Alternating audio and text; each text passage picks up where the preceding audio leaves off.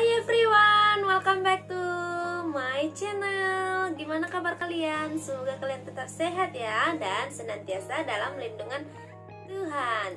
Oke teman-teman, video kali ini aku mau sharing tentang ada pertanyaan dari subscriber aku. Dia kata, "Kak, kalau menikah di Malaysia itu kakak sudah menjadi warga Malaysia atau enggak sih?" So, buat kalian yang penasaran, keep for watching.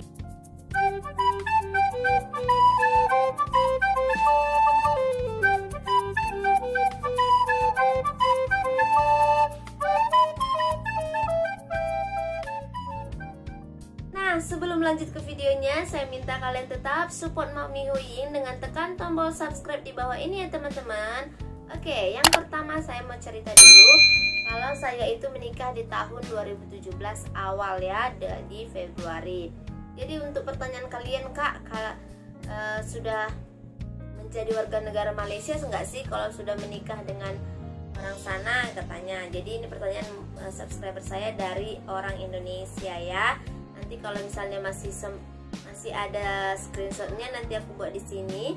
Oke, nah jadi ceritanya kalau misalnya menikah dengan orang Malaysia itu bukan segampang yang kalau dengan Indonesia teman-teman. Jadi banyak prosedur yang harus kita lewati. Nah, yang pertama itu kita harus tamatkan dulu kerja kita dari Malaysia. Kalau misalnya kalian yang nggak kerja ya boleh langsung urus pernikahan.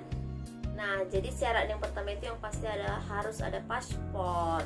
Nah, paspor itu adalah untuk membuat nanti kita akan buat visa ikut suami. Jadi visa istri namanya, tapi yang visa ikut suami. Jadi kita masih menggunakan visa untuk sementara sampai kalau kita nanti, kalau nggak silap saya ya, ini saya cerita tentang pengalaman saya dan yang saya tahu ya teman-teman. Jadi kalau misalnya berbeda dengan orang lain itu mungkin mereka lah gitu ya. Nah, jadi kalau misalnya selepas sudah buat visa, nanti dia yang pertama visa 6 bulan, dan ada visa 1 tahun, dan next ada yang 2 tahun, ada yang bisa kalau dapat 3 tahun, 5 tahun gitu. Itu nasib ya teman-teman, karena nggak menentu gitu kita mau dapat. Jadi setelah udah ada visa, kalau nggak salah minimal visa kita sudah 5 tahun, baru kita bisa apply PR atau IC merah ya teman-teman.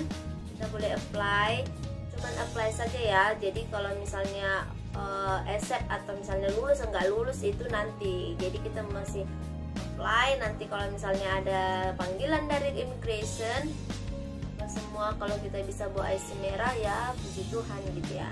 Dan kalau ditanya teman-teman, Kak, kalau misalnya di sana kakak mau nggak sih dapatkan IC biru atau maksudnya jadi warga negara Malaysia. Jadi untuk dapatkan IC biru itu pun lama banget prosesnya teman-teman. Bukan segampang yang kalian pikir kalau misalnya nikah dengan orang Malaysia langsung bisa jadi warga negara Malaysia gitu ya.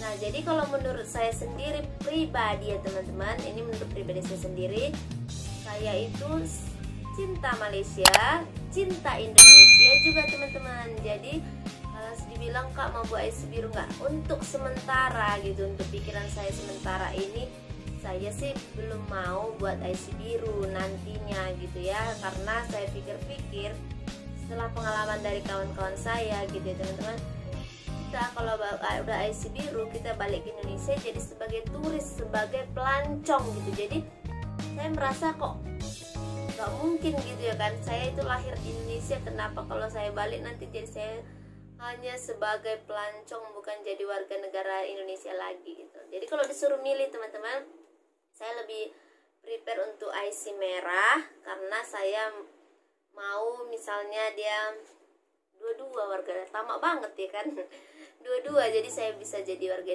Indonesia dan bisa jadi warga negara Malaysia. Cuman kekurangannya kalau IC merah ini nggak sama seperti IC biru gitu. Kalau IC biru senang aja mau beli rumah, beli ini segala macam. Kalau IC merah mungkin boleh, yang namanya kalau kesenangan itu yang apa itu, yang penting ada duit ya teman-teman. Bukan harus ada IC pun, ada IC biru pun kalau kita nggak ada duit pun sama aja. Cuman ya itulah keuntungannya, kalau kita ada IC biru ini kita sama bisa register mau beli rumah, mau beli kereta pakai nama sendiri, sudah kayak warga negara sendiri, kayak warga negara sini gitu teman-teman. Jadi nggak ada bedanya lagi dengan warga negara Malaysia, walaupun kita darahnya darah Indonesia. Itulah kalau IC biru.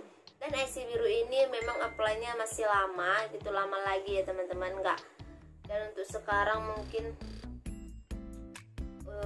kalau saya dibilang belum mau nantinya, karena saya jujur ya teman-teman, kalau di sini jadi kalian jangan nanti jadi haters, saya jujur. Kalau di sini saya takutnya apa tahu? Di sini tuh harga kuburannya mahal kali teman-teman.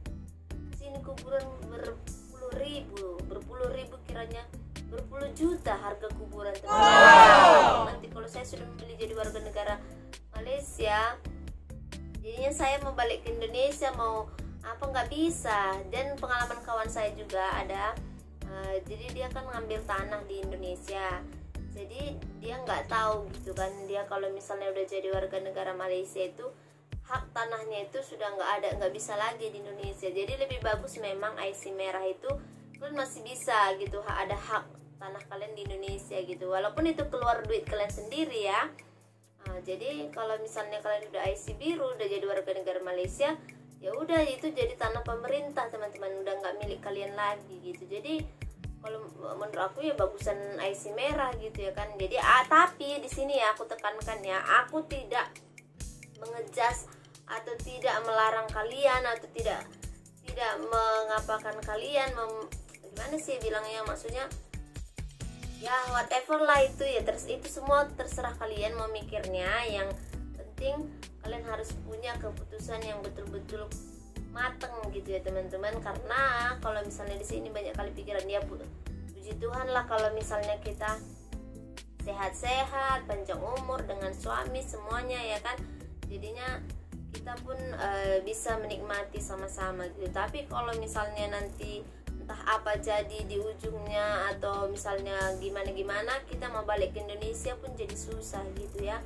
Jadi sebenarnya informasi ini ya aku kasih tahu kalian yang mungkin kalian mau penasaran gitu ya kan, pengen tahu gitu ya. Jadi itu subscriber aku dia lagi tanya, Kak gimana sih di sana kok udah nikah ya udah langsung bisa nggak sih? Cuman kalau misalnya kalian teman-teman kalau ikut visa istri visa suami itu sebenarnya dibilangnya visa istri gitu teman-teman, tapi visa itu ikut suami gitu ya. Jadi kalau dibilang kayak gitu sebenarnya sudah mudah sih teman-teman semuanya. Kayak kita mau berobat di hospital pun sudah bisa jadi sama juga biayanya gitu ya, biayanya cuma RM1. Jadi kiranya hampir ada juga kemudahan, walaupun kita visa ikut suami tapi sudah banyak kemudahan yang diberikan juga. Dan juga dengan visa ikut suami pun kita boleh bekerja juga di sini layaknya seperti warga tempatan gitu ya teman-teman. Jadi nggak susah-susah dibuat mereka. Yang penting kita jelas, kita ada surat nikah, kita semuanya lengkap. Ada kalau misalnya punya anak, ada sijil lahir anak semua. Apa-apapun yang kita lakukan di sini sudah dimudahkan gitu ya teman-teman. Jadi semoga saja informasi saya ini sudah membuat kalian terhibur, bukan terhibur sih, membuat kalian rasa penasaran kalian sudah terjawab. Dan jika ada pertanyaan-pertanyaan lain, kalian boleh komen di bawah. Sebaik mungkin, secepat mungkin aku akan balas komen-komen kalian nanti teman-teman. Dan aku minta dukungan kalian selalu support channel ini dengan tekan tombol subscribe di bawah. Oke teman-teman, see you my next video. Bye, I love you all.